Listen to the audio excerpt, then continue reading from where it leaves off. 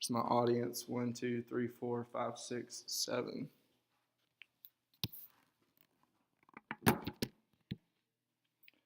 How well do you know cancer? I'm going to start off this informative speech by painting a scenario for you. You are sitting in a doctor's office. You've had quite a few symptoms that WebMD had you believing that you were going to be dying in 2 weeks.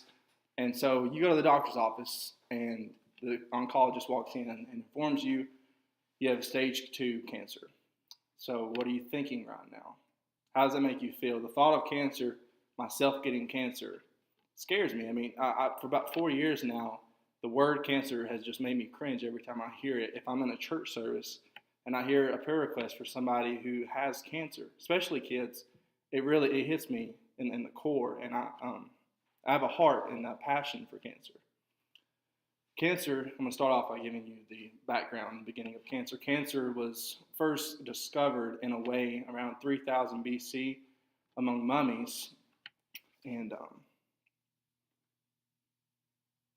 due to a lack of technology, these earliest forms of cancer were not able to be cured. According to cancer.org, the earliest documentation was around 3000 BC, but it was not called cancer. However, it was called the Edwin Smith papyrus.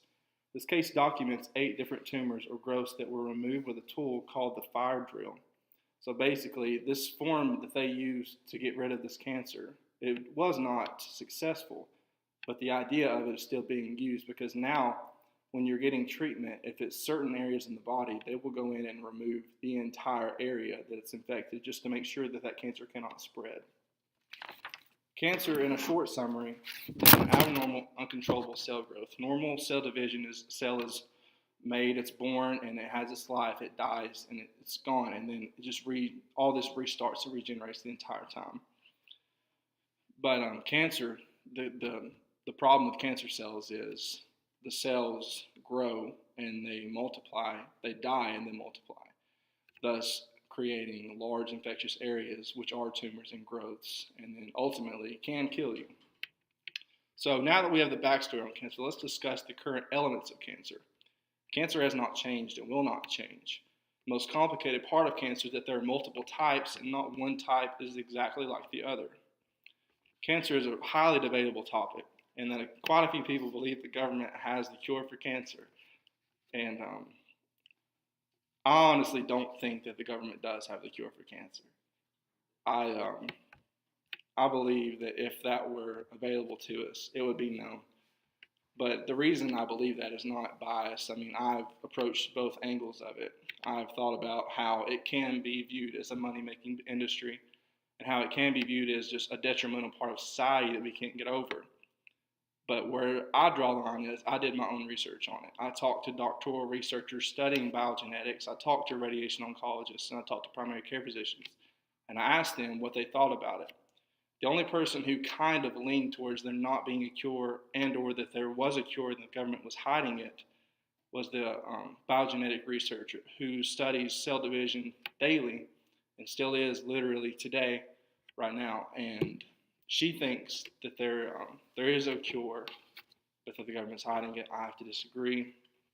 I've read books about cancer, and I'll reference to that later. Dr. DeVita did his studies for about 50 years, and he's 92 now. He doesn't believe that there is a cure, but he does believe that we are close.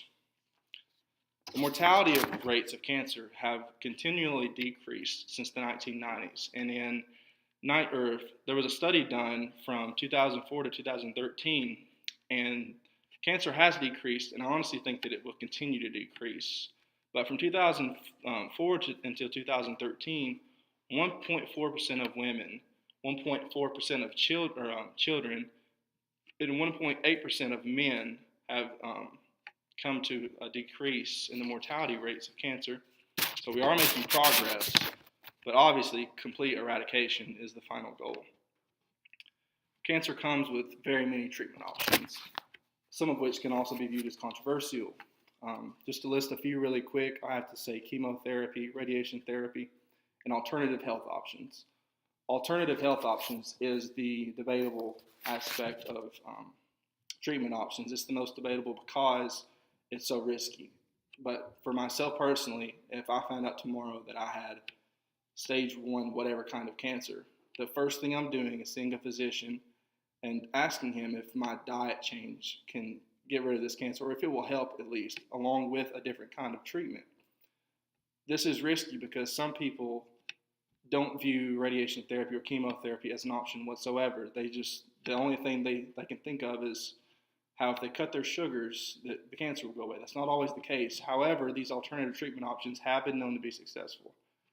But radiation therapy is what I'm actually studying, and I have a passion for it. I honestly think that radiation therapy can make a difference. But those chemotherapy and radiation therapy are more effective if you are above a stage 1 or 2, if it's serious. And they built hospitals in the mid to late 1900s based on radiation therapy and chemotherapy. They never built a hospital, to my knowledge, based on alternative treatment alone. Treatment options are so diverse, and each different case of cancer can be used with each different treatment option. But along with the cure for cancer, my thoughts are, if there is or not a cure,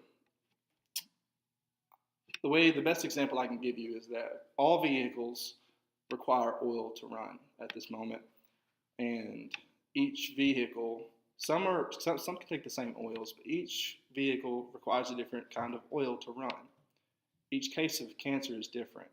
It requires a different cure. You can't cure prostate cancer the same way that you can cure breast cancer in every case. So that's why I don't think that there's just a magical universal cure for cancer right now. It's just not there yet.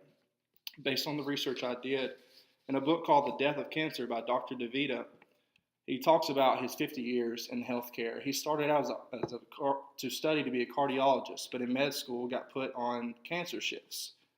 He fell in love with it, and he learned a lot from his superiors, and he spent 50 years in cancer. And in the book, it portrays how close we are to a cure. And really, that book is my biggest reason, and my faith in God, that there will be a cure eventually. I can't even tell you for sure if it will be in my time, but I honestly believe that there will be a cure. Cancer has been hurting people for so many years, and like I said earlier, I believe that the mortality rates will continue. I can't say for sure if they will be permanent, like a flu shot that normally cures it, but I honestly believe that there will be better treatment options in 20 or 30 years or even 50 years than there is now.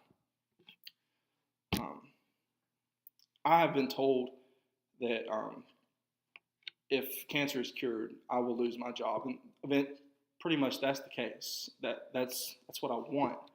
My ultimate goal, I believe that everyone is put on earth to do something different, something great, and God has a plan for everyone's life. Mine is working cancer research more so than treatment.